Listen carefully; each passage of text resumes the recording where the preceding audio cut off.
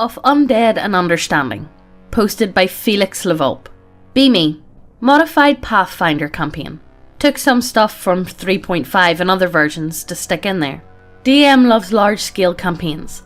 Let us do anything we can come up with as long as it's within reason and our power. Party wants to make the world a better place. Most of them. Human Paladin, Elven Ranger, Dwarven Defender, some super tanky fighter, Elven Druid, all good people. Then there was Astrishan. Astrishan was a necromancer. A blend of a peel master and a dread/true necromancer to make the class more viable, since, alone, they have issues, and it made the abilities match the fluff. A grey necromancer, as we called it, was in a bit of an odd spot when it came to alignment. Somewhere between neutral evil and pure neutral. Nothing like the rest of our free-spirited band of do-gooders. Wasn't particularly malicious, but just very devoted to his craft. All things died in time. There was a balance to uphold in that regard, and it was his task to do so. Naturally, none of the party liked him, but they knew that they could trust him due to how painfully honest he was. The kind of honest that would tell a child straight to their face that they were going to die. Nice. Party was also extremely uncomfortable with his presence. It didn't help that he was lich-loved with a grafted arm, and as such practically dead. Wasn't flashy or prideful. He wore modest grey robes with some armour over top if needed. No weapons other than his magic in his hands. Almost no sense of self-preservation. Death was just another part of life to him, and he would face his as necessary. Extended his train of thought to the rest of the party as well. He would do what he could to keep them alive with temporary health and undead to shield them, but once they started dying, it was improper for him to intervene. Paladin and the Druid hated his partially non-functional guts. DM is great, plays off with this whenever he gets a chance. Start out clearing dungeons as usual. Party extremely uncomfortable with the fact one of his arms is skeletal and can kill things with touch. Even more so when they find out one of those things each day can become a zombie that he can indefinitely control. More on top of that, when they find out the ones he raises normally he strips of all their flesh and crams the skeletons into bags of holding so he doesn't need waste spells controlling them. The party is well aware that he's slowly creating an army of the undead, mostly due to the fact that he is making no effort to hide it. When the party needs a distraction or more damage, he gives a skeleton bag, has it run out somewhere and dump it to make 8 to 10 more skeletons come out. Doesn't control those ones, but as long as the enemy is closer than the party, it doesn't matter. Party slowly making their way north due to rumours of a city in distress that needs help. Astrishan stores all his undead in one of the dungeons and prepares to portal to it as an emergency escape or source of reinforcements. Stuck with a necromancer who can rip open a portal to a room with a couple of hundred undead at a moment's notice, their paranoia knows no bounds. Make it to a large city that has recently been attacked by, you guessed it, hordes of undead. Districts are all closed off. People are still paranoid and scared. Thrilled to see the party, not so much to see Astrishan. Sent into an area that had been breached, to clear it out and search for survivors, if any. Go over the makeshift barricade, undead shambling all over the streets and buildings. Some were clearly the attacking force, armoured skeletons that were sent over the walls. Others were obviously the turned corpses of the civilians. Deciding on a plan on how to get through it all. They could fight them, but if they got surrounded, there would be issues. Halfway through the planning, the Druid asks where Astrishan went. Paladin spots him walking down the street, politely walking around the undead that didn't care about him being among them. Party grumps and continues planning as he calmly nudges the skeletons into a small group, almost as if he was helping an older person across the street. Cast Command Undead, gets them in order. Form a line stretching across the street as he asks the party to get off the barrier, the main threat now dealt with. Paladin and Dwarf grump past without a word, taking down zombies in hand without much issue, as the Ranger and Druid fire arrows. Astrishan and the skeletons simply retrieve bodies and respectfully lay them down beside the buildings. After sweeping a few streets, the Ranger heard soft crying from one of the buildings. Absolutely packed with zombies, they heard it too and started swarming. Once more, Astrishan simply walked through the horde, politely moving them aside as he was going through a crowd at a fair. What? Yeah, like what do you expect from a necromancer, you know what I mean? It's one of those ones. After he made his way through, he slipped through the barricade door, locking it shut behind him as he disappeared. Party waited outside as the crying stopped, but after a few minutes of the mage not returning, they decided that something awful happened and they needed to kill the necromancer. The zombies were of little threat to the high-level party, but there was certainly no shortage of them, and it took time to work through them all. When they finally reached the upstairs bedroom, the paladin kicked down the door, ready to bash Astrishan's skull in for performing some horrid ritual on a survivor. Instead, they find him sitting on the floor with a small injured girl in his arms, quietly whispering her lullabies. Even the paladin could see she wasn't going to make it. Astrishan ignored their questions as he stayed with her, singing until her eyes closed and didn't open again. Druid took the high ground and demanded to know what happened. Astrishan explained she had been injured by a zombie, told her that she wasn't going to make it. He asked her if she wanted it to be over quickly. She said no, too scared. Promised to stay with her until it was over instead. Jaws hit the floor. Pick her up and walk away from the party. Set her body on the bed and cover it in her sheets like a shroud. DM passed a note to me to change his alignment to neutral. Ranger had tears in his eyes. Snapped her neck in front of the entire party to make sure she wouldn't rise, including the ranger who was crying about how beautiful what he just did was. What? Fuck me. Little. DM took the note back. Oh. Ranger doesn't like him anymore. Clear out the district. No survivors beyond the one Astrishan found. Civilians are extremely against the fact that there is now a necromancer inside the city with a couple of dozen armoured skeletons. Too terrified to do anything, guards have PTSD and won't even try. Astrishan is officially in charge of clearing out infested areas since the undead don't even see him. Pally is assigned to keep an eye on him since the city doesn't trust him. Pally is looking for excuses to smite Astrishan into a pile of dust. Astrishan doesn't take notice, keeps doing his work. Slowly but surely the dynamic duo are clearing out the city while the rest of the party is out searching for where the undead all came from. Civilians get little comfort as the skeletons bring bodies out of the lost district and bury them all day by day. Pally has his magical Mormon underwear in a twist because Astrishan doesn't kill any of the armoured skeletons, just bags them up or portals them off somewhere. Re-kills and buries all the zombies though, which is going completely over Pally's head. As the last district is getting cleaned out, the other half of the party returns. Apparently a massive death cult had been disguised as adventurers and clearing out bandit groups and dungeons. Been gathering bodies up and resurrecting them. Unleashed them on a city all at once. Party instantly breaks down and starts discussing whether Astrishan is in the cult or not. Pally makes sure to point out that Astrishan is in fact an evil necromancer with a giant horde of undead on hand. Wants him dead. Ranger brings up the little girl, which she is significantly less salty about now. Thinks he's okay. Druid thinks he's an abomination that is the exact opposite of everything she stands for. Wants him dead. Dwarf makes the amazing observation that has gone over the rest of the party's head for the past few sessions. Astrishan has never raised something that hasn't tried to kill innocent people, and only keeps the bodies of those who have. All the bodies in that dungeon are monsters and murderers. All the decent people he's given full burials. He's not trying to destroy or conquer, he's just keeping the status quo and needs to deal with evil magic to do so. Votes in favour of the necromancer? Party is tied. Astrishan refuses to vote for or against himself. DM passes a note. Change to pure neutral.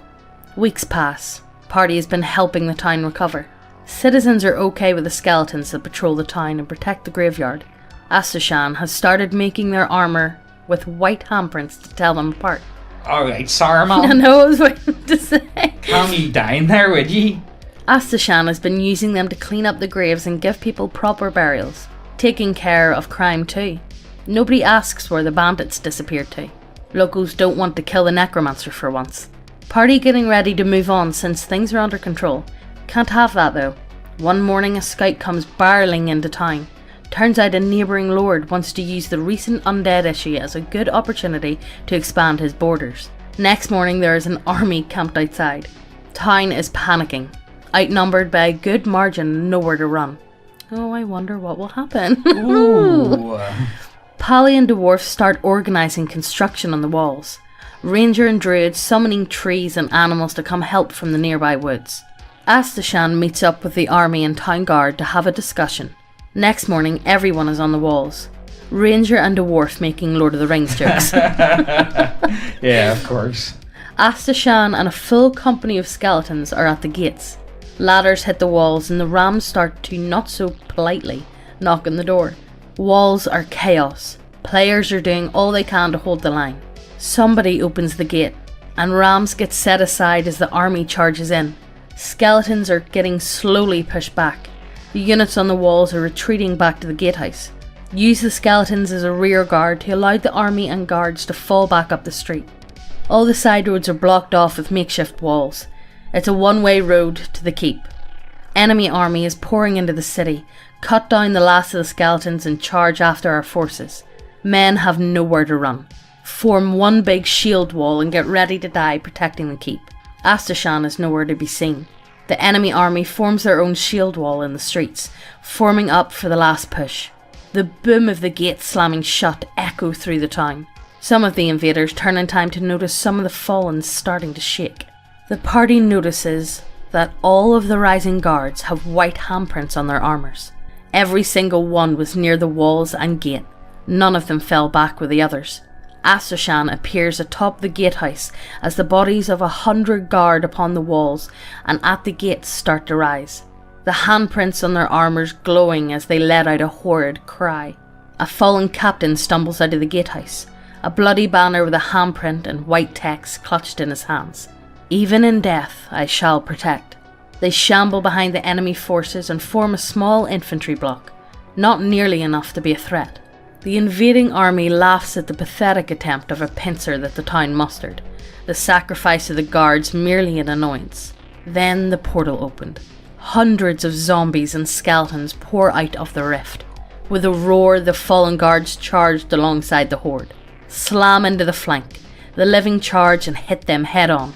Invading armies stuck between a bunch of pissed off defenders and a swarm of undead that doesn't end. Pretty soon, groups start to surrender, running to the defenders to get away from the horde that doesn't care. Undead guards form another shield wall facing the horde with the invaders to their backs. Living guards run over and form up with them.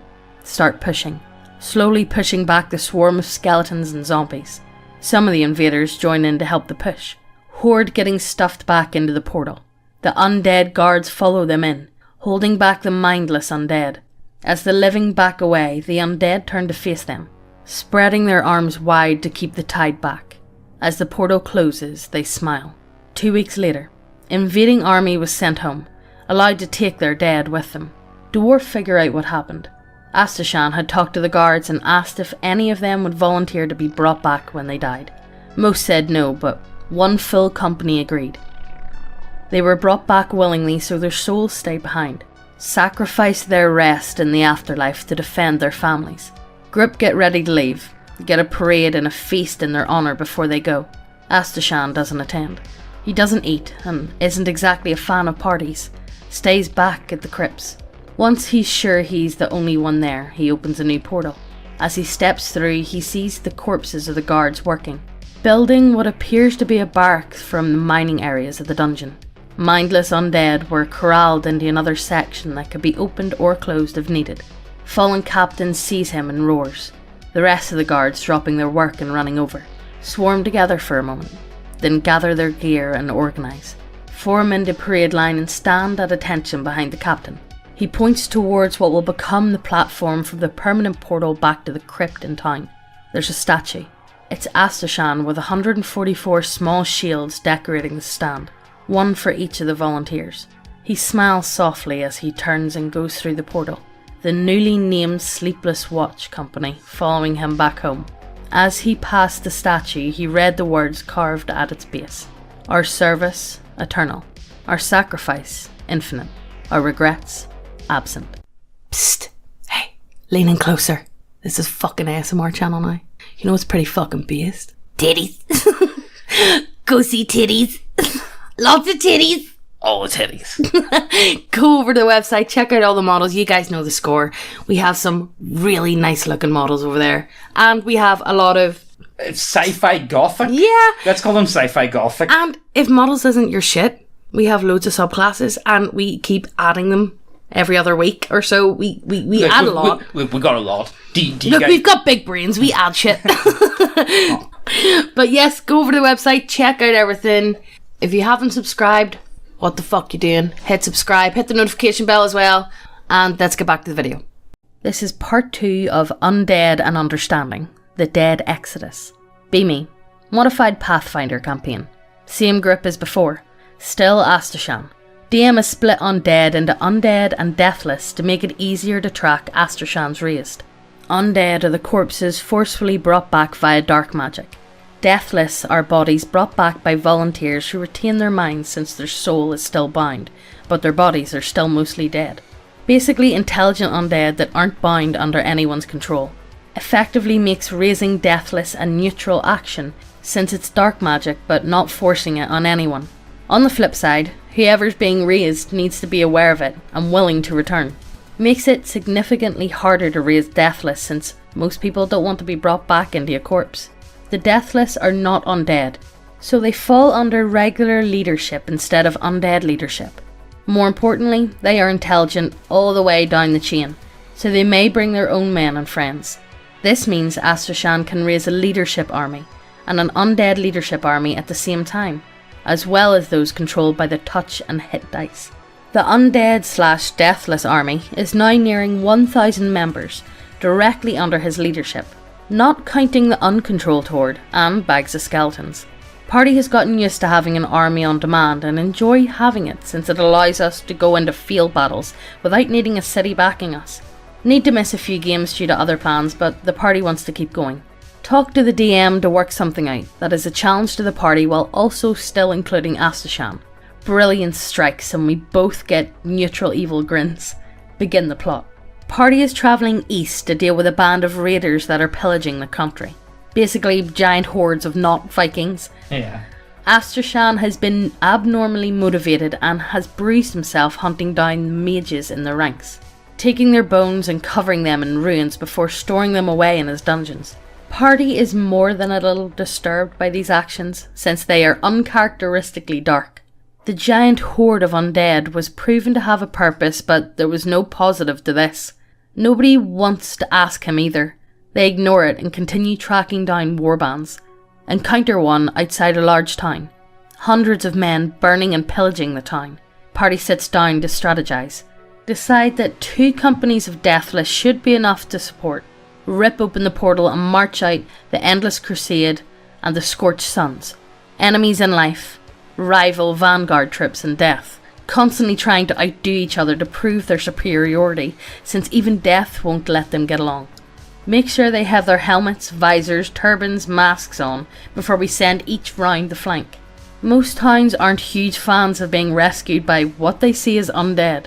Party naturally goes straight down the middle, clearing the main road as we work our way towards the town square, slaying hill giants and casters and raiders with player classes. Rise the falling giants and send them out of town as we keep pushing forward. Need the utility but can't use them here without scaring the locals. Finally get to the town square and link up with both Deathless companies. Suns got there first, so naturally they are reminding the Crusade of their inferiority. Find the Jarl and let the defenders go one-on-one with him in a duel. Barely pulls out a win against the Jarl. Rest of the raiders are captured or try to run. Crusaders and Suns are using it as a chance to see who has better archers. Drag the captured into the square and hand them over to the townspeople. Except for one. Right before the villagers reach their conquered attackers, Astrishan calmly walks into the middle of the tied up men, singles out a man covered in bones and totems, grabs him by the head and energy drains him to death in front of the entire town. Pally loses his shit over what he just did. Druid loses her shit when Astrishan ignores him and drags the corpse through the portal with the Deathless. Whole party loses their shit when he closes the portal behind him. Honestly, see at this point, do they really care? Like, you know, I'm sorry, you've been marching about with an undead army for like, you know, quite a few months at this point. Are you really going to be like, ooh, burn the heretic? Like, come on here, guys. Come on, guys. I think yous have just been warped just as much. Like, you know. Party starts to book it back to the city, where they know there is a permanent portal in the barracks for the Sleepless Watch. Pally and Druid are giving the "I told you so" speech to the Defender and Ranger. A few days later they reach the city, but nobody there seems to have noticed anything wrong. Party doesn't like that. Get to the barracks and start searching. All the watch are gone. All their equipment is gone too. Party finds their way down to the catacombs and search until they find the portal, relieved that it's still open. Prepare all the anti-undead they can and get ready to storm in. Pally goes through first. Rest of the party waits a few seconds before piling in after him. Runs straight into his back once they get through. Pally didn't move once he got to the other side. Couldn't believe what he saw. Dungeon was empty. Massive tracks leading straight north. Party haul ass after it. Can't miss the trail of dead and dying plants and thousands of footprints. Terrain starts getting snowy as they keep going north into raider territory. Trail suddenly makes a turn and spreads out. Runs straight through the woods to the remains of a wooden raider town. Buildings are smashed and burnt. No bodies. Trail keeps heading north. Party stays on it. Fighting off monsters and wildlife, but no raiders anywhere in sight. Over the next few days, the pattern repeats. The horde shift directions and goes through a ruined town or village. No corpses left behind. After almost 2 weeks, they finally catch up with the horde. They find it on an open snow plain, in battle formation, against a massive horde of marauders. The local chiefs had all united to push back the horde that was ploughing through their lands. Astrishan and the Deathless were in rank formation, with each company flying their banners. There were 12 companies, as well as the undead giants behind them throwing boulders. The tribes were easily triple that number, and were well aware of it. The marauders charged as the party debated what side to join the battle on. Before they could come to a decision, the Defender, always the most observant, pointed out that the horde was missing. The party turned just in time to watch as all the snow around the charging tribesmen started to move. Thousands upon thousands of undead claw their way out of the snow. Marauders instantly surrounded, with more coming out by their feet. Deathless companies all level their weapons and charge into melee. Party votes to sit out in this one. Battle is over quickly as the tribes are overrun from the start, and Astrishan just walks through with AoE abilities that kill them and heal his army. Deathless form a square perimeter as soon as it's over, while the undead mill around inside. Party sets up camp to wait out whatever's going on. Paladin knows something is wrong with the land, but he isn't sure what. Takes shifts sleeping all night. Astrishan's army doesn't move until exactly 24 hours after the battle. All at once the corpses of the raiders stand. Deathless turn and start to march, while keeping the square formation to hold the rogue undead in. Get the horde moving north again. No bodies left behind. Paladin identifies the taint as cursed earth. Whatever Astrishan was doing, it was important enough that he was willing to permanently curse all land within a mile of the battlefield. Party follows the army for another day before they stop. All of them were being directed at a northern city at the base of a mountain. The horde wastes no time going for the gates. Giants are flinging bags of holding full of skeletons over the walls, while the Deathless stand guard around them. Party vote 3-1 to stop Astrishan before he wipes out an entire city, even if they are murderous raiders. Dwarf still has his back and believes that all of this is for a good reason. Prepare to charge through a weak point in his army, but are surprised when the Deathless on that flank simply get out of their way. Party ignore it and ride straight through to the necromancer in the middle of the Deathless formation. Find Astrishan standing and watching the mindless undead swarm through the city. He's a far cry from when they last saw him, covered head to toe in armour made of bones inscribed with black runes. 4 skeletal arms are grafted to his back, giving him a look like a spider. Each is lazily outstretched, holding a black sapphire. Paladin has been OCD researching necromancy since Astrishan left, and knows they must be soulbound. Party is throwing an absolute shit fit and demanding an explanation. Astrishan slowly looks over to them, as calm as always, repaying a promise to some old friends. Goes back to watching the carnage. Party rolls up and the fight begins. Astrishan isn't built for solo fighting, but he's no slouch, and some of the rogue undead are nearby to help. Everyone but the dwarf panic when the Deathless all start to charge. Dwarf isn't surprised when they all run straight past everyone towards the city. Party trying to fight the necromancer and the zombie giants without hitting any of the deathless that they've gotten to know. Astrishan is fighting extremely defensively, mostly healing and throwing out just enough damage to stop from getting ganged up on. Pally destroys the soulbound sapphires one by one. Each release the soul of a raider spellcaster and weakens him a bit. After a while, the party finally brings him down, but by then, the city has completely fallen. Party deciding what to do when Astrishan's cohort Bahamut comes back from the city with a company. Pally isn't sure since the party had almost never seen him. Respectfully bows to the party and without a word, opens another portal. Massive column of deathless start to make their way out. Almost all of them are in civilian clothing. All bore wounds from axes and spears. Many of them give their thanks to the company and the party as they pass into the city. The last out of the portal are the remnants of a small village. They were all more skeletal than the rest, had obviously been gone for far longer. All went to the city. In less than a week, the city had been repaired and many of the homes had drastically changed in style. Party learned their towns had all been destroyed by the raiders, and most of them were cut down during those raids. During their travels, Astrishan had Bahamut travelling the land and razing all the towns that had been destroyed by the raiders, had promised them a second chance and a new home where they would be able to go to rest when they were ready. Party has the feels and agreed to attend Astrishan's funeral the next day. The entire city is in attendance at the town square in the morning. The sleepless watch were the colour guard for the procession. Once it reached the centre of town, it stopped and set the lidless coffin in the middle of the main road. 2 of the lifeless from the old village came forward and knelt by the coffin as it started to glow with holy energy. All the party but the defender are confused. Dwarf was the only one in the party who bothered talking to Astrishan enough to know what his ring familiar Bahone was capable of. For a moment, Astrishan shuddered, then slowly pulled himself upright. One of the old deathless leapt forward and hugged him as he returned its embrace. For the first time the party had ever seen his face wasn't cold and emotionless. His voice was different. He sounded alive. He was crying. "It's okay, Mom. I'm alright."